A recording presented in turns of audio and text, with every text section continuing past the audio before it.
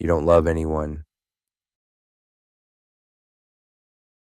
I know that sounds harsh, cruel even, but stay with me. What you call love is thought, memory, pleasure remembered and projected. You meet someone, they give you pleasure, comfort, security. Thought records it. This feels good. I want more. Then thought says, I love you. But is that love? Or is it the movement of pleasure seeking continuity? Krishnamurti spent 60 years pointing to something shattering. Love is not thought. Love is not pleasure. Love is something entirely different.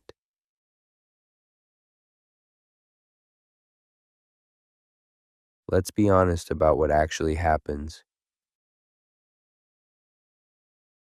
You meet someone. Chemical reactions fire. Dopamine, oxytocin, serotonin. You feel high. Thought immediately claims this experience. This is love. This person makes me complete. Then what? Fear enters.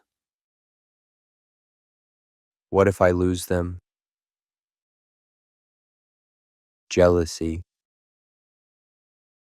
What if someone else gets them? Possession. You're mine. Is this love? Or is this thought trying to capture pleasure?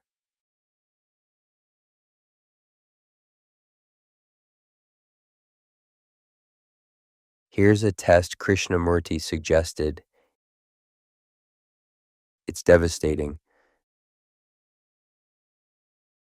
Think of someone you say you love. Now remove everything they give you. The comfort. Gone. The security. Gone. The pleasure. Gone. The status. Gone.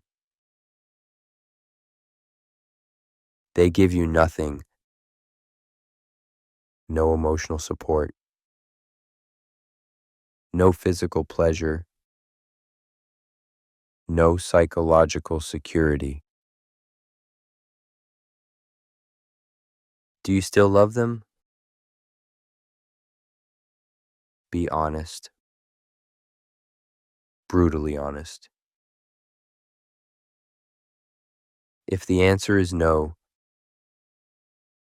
then it wasn't love. It was a transaction. I'll love you as long as you meet my needs.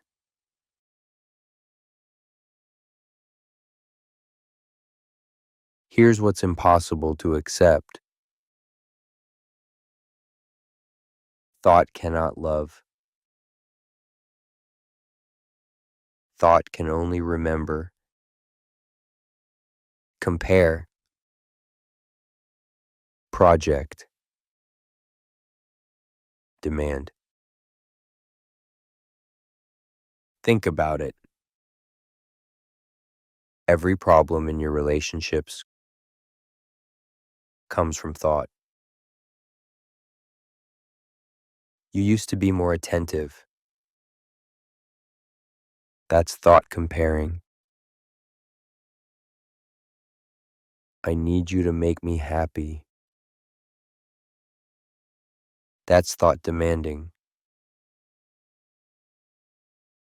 What if you leave me? That's thought projecting. Thought creates the image of the beloved, then relates to the image, not the person. And two images can't love each other. They can only negotiate.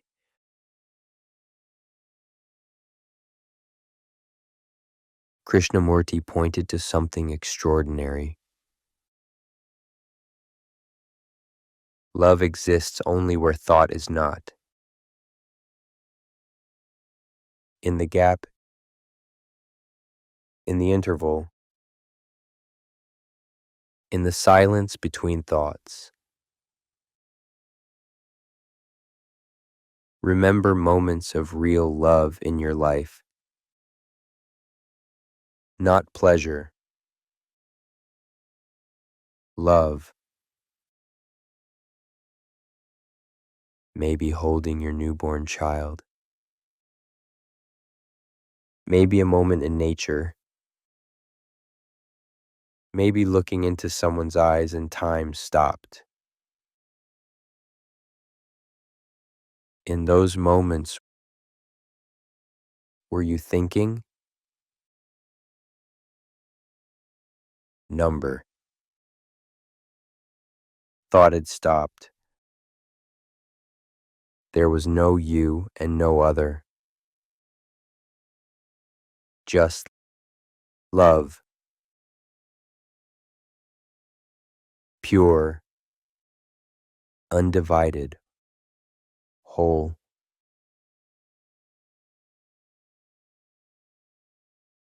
This is the most radical thing Krishnamurti said about love. Love has no object. We say, I love you, making you the object of my love. But real love doesn't work that way. Love is a state of being. Like the sun shining.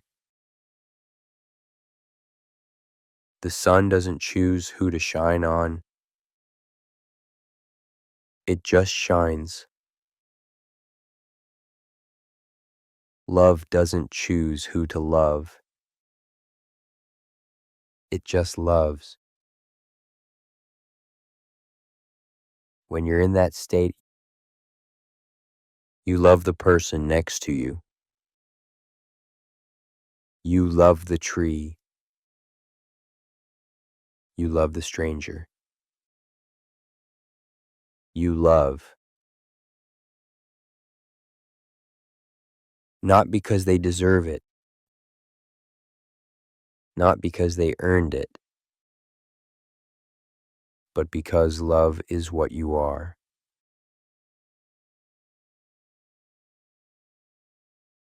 For love to be,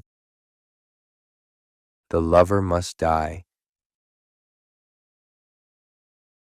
Not physically. Psychologically. The me who wants love. The me who needs security. The me who seeks pleasure. That entire structure must end. Krishnamurti said, when the me is not, there is love. This is why love is so rare. Because we're terrified to die psychologically.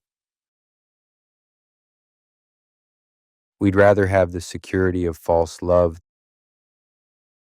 than the freedom of real love.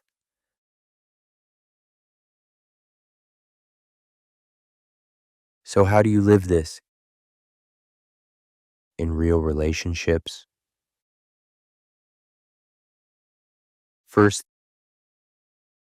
see clearly what is not love. Attachment is not love. Dependence is not love. Jealousy is not love. Need is not love. These are all movements of thought-seeking security. Second, stop trying to cultivate love. You can't practice love. You can't develop it. You can't grow into it. Love is not a result. It's not an achievement. It's what remains when thought stops grasping.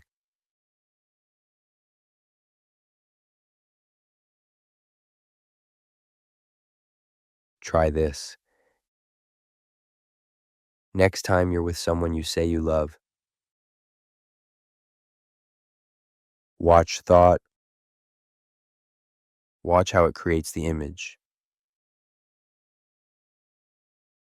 My wife, my husband, my partner, with all the accumulated memories. Can you, for just a moment, drop the image? See them without the past, without the future, without your needs. Just see them. In that seeing without thought is love.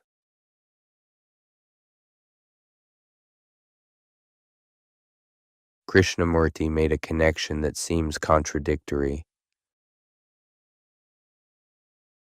Love is aloneness, not loneliness. Aloneness. All-one-ness. When you're truly alone, not isolated, but alone, you're not depending on anyone. You're not using others to escape your loneliness. You're not seeking completion.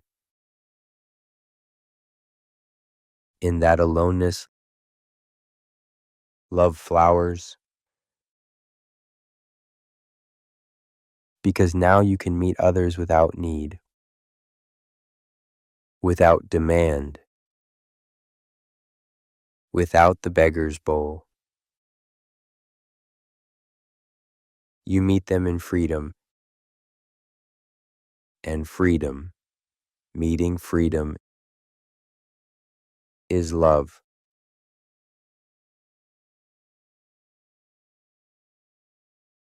So I leave you with Krishnamurti's question: can you love without thought, without memory interfering, without comparison, without wanting anything in return? Can you love the way a flower gives its fragrance, not to anyone special, not for any reward, but because that's its nature? This isn't romantic idealism, it's the most practical thing. Because love without thought has no conflict, no jealousy, no fear, no ending. It's the only thing that's real in a world of thought-created illusions.